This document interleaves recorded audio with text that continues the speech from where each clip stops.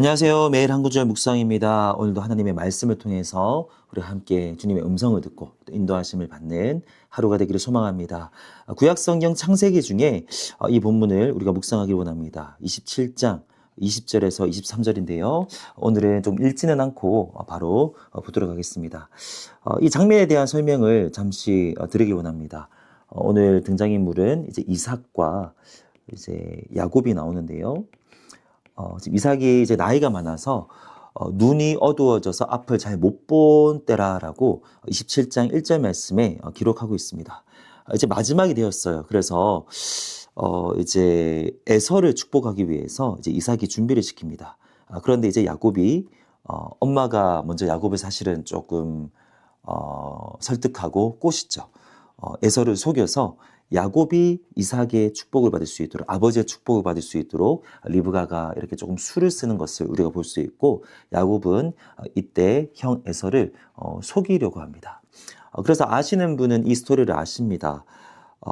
이삭이 에서에게 지금 사냥을 해와서 맛있는 것을 가지고 오면 내가 그것을 먹고 힘을 내어서 기분 좋게 너를 위한 축복을 하겠다라고 했는데, 에서가 지금 사냥을 하러 간 사이에 야곱이 어머니가 미리 준비한 그 요리를 가지고 이삭에게 가지고 온 겁니다. 이삭이 볼 때는 이제 야곱이 들어왔는데 이제 목소리가 좀 의심스러운 거죠. 그런데 이삭이 이런 질문을 하거든요. 20절입니다. 이삭이 그의 아들에게 이르되 내 아들아 네가 어떻게 이같이 속히 잡았느냐. 이삭이 봐도 조금은 이상한 거예요.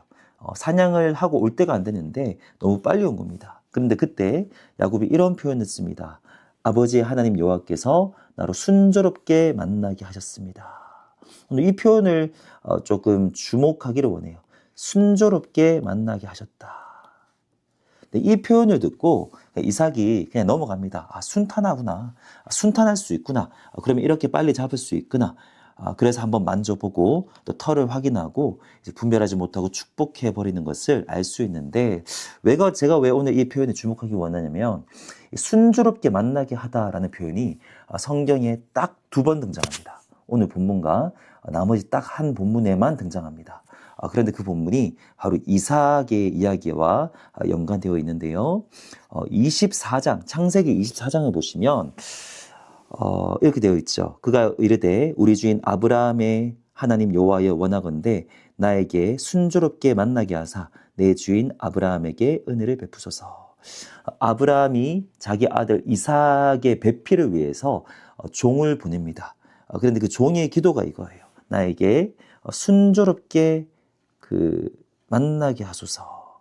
이삭의 아내 리브가를 가리키는 거죠. 리브가를 순조롭게 만나게 하시면 주님의 뜻인 줄 알겠습니다. 실제로 리브가를 아주 순조롭게 만나요. 그래서 하나님의 뜻인 줄 알고 데리고 와서 이제 이삭이 리브가와 결혼을 한 겁니다. 이삭의 인생의 스토리에는 하나님께서 순조롭게 만나게 하심이라는 개념이 뇌리에 박혀 있을 수밖에 없어요. 왜냐하면 사랑하는 아내 리브가를 순조롭게 만나게 하심을 통해서 만나기 때문입니다. 또 그것을 이제 하나님의 뜻이라고 분별하는 본인만의 어떤 기준으로 삼았다라는 거죠.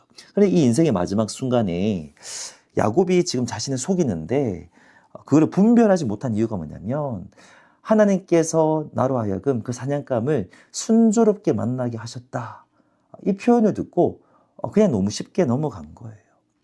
23절의 표현을 또 주목하길 원합니다. 분별하지 못하고 축복하였더라.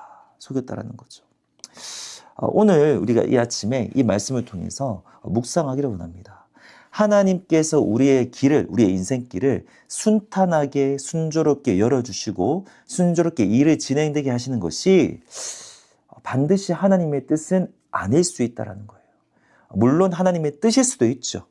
너무나도 순탄하게 길이 열리고 아니 어떻게 이렇게 모든 것들이 맞아떨어질 수 있지. 그런데 또 아닐 수도 있다라는 것을 기억해야 됩니다. 물론 이삭이 리브가를 순탄하게 만난 것은 하나님의 뜻이었어요. 그런데 오늘 여기서 야곱의 입장에서도 순조롭게 이 만남을 통해서 이삭이 야곱에게 속았습니다. 우리가 잘 아는 이야기 하나 더 있습니다.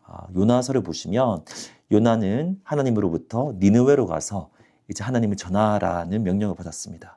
근데 요나는 하나님의 말씀을 불순종했어요.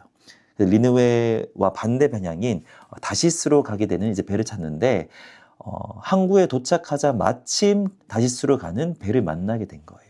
순조롭게 길을 열어주심을 통해서 그냥 생각 없이 그 길을 가게 된 겁니다. 분별하지 못하고 죄를 지었다라는 거예요. 그렇다면 우리는 기억해야 됩니다. 오늘 말씀의 핵심은 분별력이에요. 분별력인데 순조롭게 하나님이 누구를 만나게 하시고 순탄하게 길이 열리는 것이 반드시 하나님의 뜻이라는 증거는 될 수 없다라는 거예요. 그럴 수도 있지만 아닐 수도 있다. 그것을 기준으로 삼으면 안 됩니다. 오늘 우리가 인생을 살아갈 때 어떠한 결정을 할 때 그냥 우리가 생각 없이, 물론 다 생각을 하죠. 그런데 생각 없이 길을 가다가 그냥 사라지는 대로 살 수도 있어요. 근데 그건 아니라는 거예요. 그리고 어떤 계획을 하고 나름대로 기도를 하는데 그냥 순조롭게 길이 열리는 걸 가지고 무조건 하나님의 뜻이다라고 판단해 버리는 경우도 있는데 그것은 아니다라는 겁니다. 그러면 우리의 분별력의 기준이 무엇일까? 순조로움이 아니라면, 분별력의 기준입니다. 순조로움이 아니라면 오늘 이 시대, 그 시대의 이삭은 더 기도했어야 됐죠.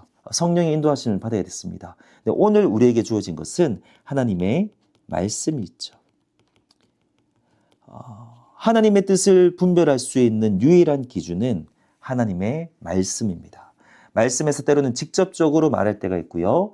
때로는 어떤 말씀의 원리를 통해서 간접적으로 우리가 그 말씀의 원리를 적용하게 하실 때도 있습니다. 그리고 그 과정에서 성령님의 지혜, 성령님의 도우심이 필요해요. 말씀을 가지고 분별하기 위해서 성령님의 도우심이 필요합니다. 그리고 그것을 위해서 우리는 기도해야 됩니다. 그래서 끊임없이 말씀을 기준으로 분별하고 그 과정에서 성령님의 도우심을 구함으로써 우리는 하나님의 뜻을 분별할 수 있다는 거예요.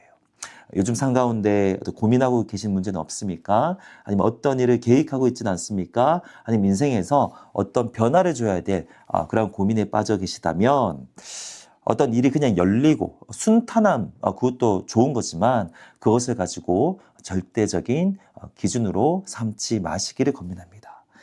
우리의 인생의 방향을 결정하는 그 하나님의 뜻을 분별하는 유일한 기준은 순조로움이 아니라 하나님의 말씀이라는 것. 그리고 그것을 위해서 성령님의 도우심을 우리가 구해야 한다라는 것을 꼭 기억하시고 오늘도 하나님 앞에서 말씀 앞에 또 깨어있는 우리 모든 한마음교회 성도님들 되시기를 축복합니다. 하나님 아버지 감사합니다. 오늘 이 이삭이 또 야곱에게 속임당한 이 이야기를 통해서 또 우리가 하나님의 지혜를 배우기를 원합니다.